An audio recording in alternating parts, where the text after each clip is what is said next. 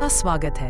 ये है श्रीमद् भगवद गीता का अध्याय 5 कर्म संन्यास योग, हिंदी में संपूर्ण ऑडियो बुक। लाइक करें, शेयर करें और सब्सक्राइब करें। नए अध्यायों के लिए बेल आइकन दबाएं। इस अध्याय में कर्म संन्यास के मार्ग की तुलना कर्म योग के मार्ग के साथ की गई है। श्री कृष्ण बताते हैं कि दोनों मार्ग एक ही लक्ष्य की ओर ले जाते हैं और हम इनमें से किसी एक का चयन कर सकते हैं, लेकिन कर्म का त्याग तब तक पूर्ण रूप से नहीं किया जा सकता जब तक मन पूर्णतः शुद्ध न हो जाए, और मन की शुद्धि भक्ति के साथ कर्म करने से प्राप्त होती है। इसलिए कर्म योग बहुसंख्यक लोगों के लिए उपयुक्त विकल्प है। कर्म योगी अपने सांसारिक दायित्वों का निर्वहन शुद्ध बुद्धि के साथ करते हुए अपने कर्म फलों की आसक्ति का त्याग कर उन्हें भगवान को अर्पित करते हैं।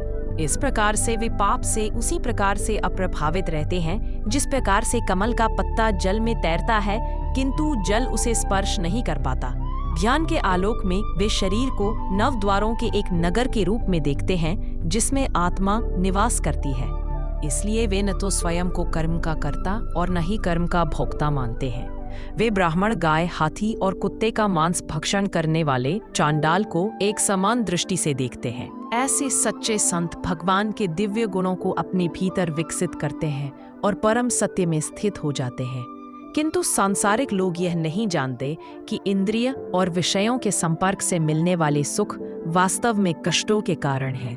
अतः वे अज्ञानता के कारण इनसे मिलने वाले सुखों को प्राप्त करने का प्रयास करते हैं, लेकिन कर्म योगी इनसे प्रसन्न नहीं होते, बल्कि इसकी अपेक्षा वे अपने भीतर भगवदीय आनंद की अनुभूति करना पसंद करते हैं। आगे यह अध्याय संन्यास के मार्ग का वर्णन करता है। कर्म संन्यासी अपने मन, इंद्रियों और बुद्धि को नियंत्रित करने के लिए तपस्या करते हैं। इस प्रकार से वे भौतिक सुख के विचारों को त्याग कर इच्छा, भय और क्रोध से मुक्त हो जाते हैं। फिर वे भगवान की भक्ति के द्वारा अपनी तपस्या को संपूर्ण करते हैं और अनंत शांति प्राप्त करते हैं। अर्जुन ने कहा, हे कृष्ण, पहले आपने कर्म संन्यास की सराहना की और फिर आपने मुझे भक्ति युक्त कर्म योग का पालन करने का उपदेश भी दिया। कृपा पूर्वक अब मुझे निश्चित रूप से बताएं कि इन दोनों में से कौन सा मार्ग अधिक लाभदायक है। भगवान ने कहा, कर्म संन्यास और कर्म योग दोनों मार्ग परम लक्ष्य की ओर ले जाते हैं, लेकिन कर्म योग कर्म संन्यास से श्रेष्ठ है। वे कर्म योगी जो न तो कोई कामना करते हैं और न ही किसी से घृणा करते हैं, उन्हें नित्य सन्यासी माना जाना चाहिए।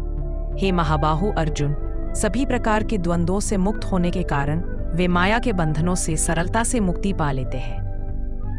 केवल अज्ञानी ही सांख्य या कर्म संन्यास को कर्म योग से भिन्न कहते हैं। जो वास्तव में ज्ञानी है वे यह कहते हैं कि इन दोनों में से किसी भी मार्ग का अनुसरण करने से वे दोनों का फल प्राप्त कर सकते हैं। परमेश्वर श्री कृष्ण कहते हैं कि कर्म संन्यास के माध्यम से जो प्राप्त होता है उसे भक्ति युक्त कर्मयोग से भी प्राप्त किया जा सकता है।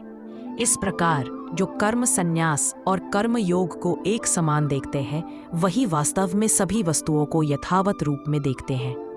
भक्ति युक्त होकर कर्म किए बिना पूर्णतः कर्मों का परित्याग करना कठिन है, हे महाबलशाली अर्जुन।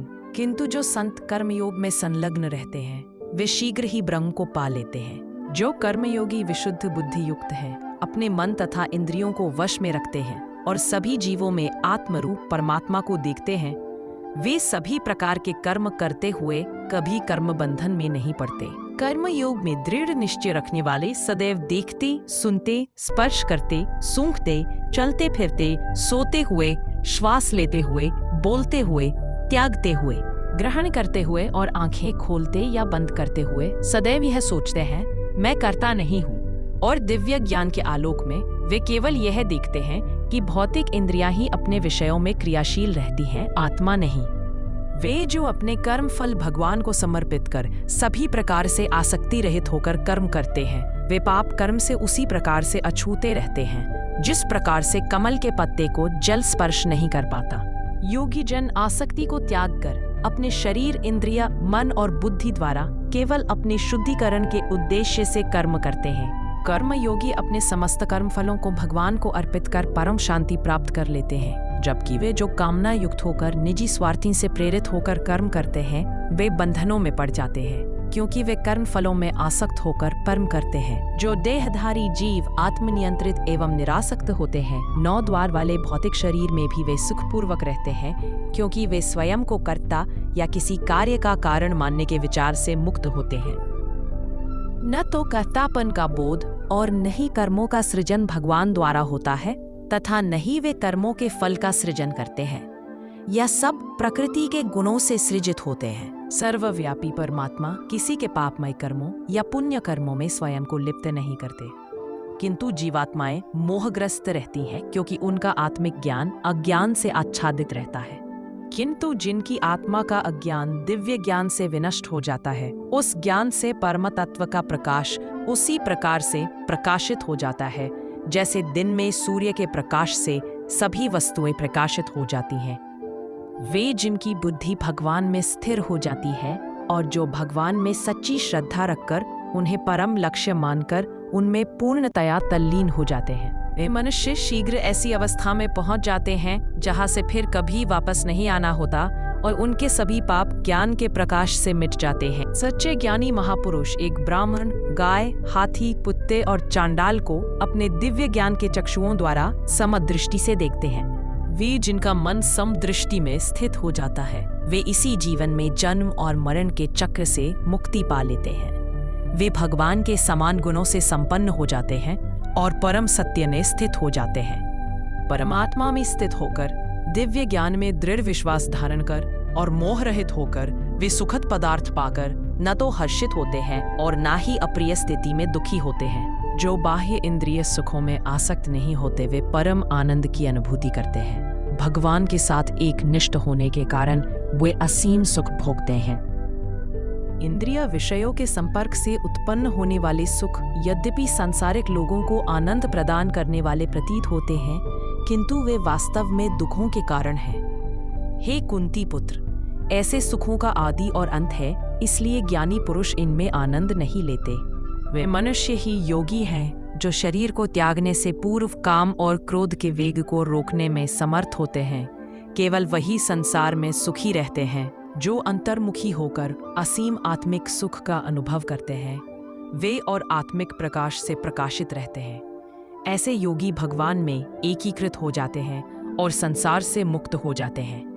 वे मनुष्य जिनके पाप समाप्त हो जाते हैं और जिनके संशय मिट जाते हैं और जिनका मन संयमित होता है, वे सभी प्राणियों के कल्याणार्थ कार्य करते हैं।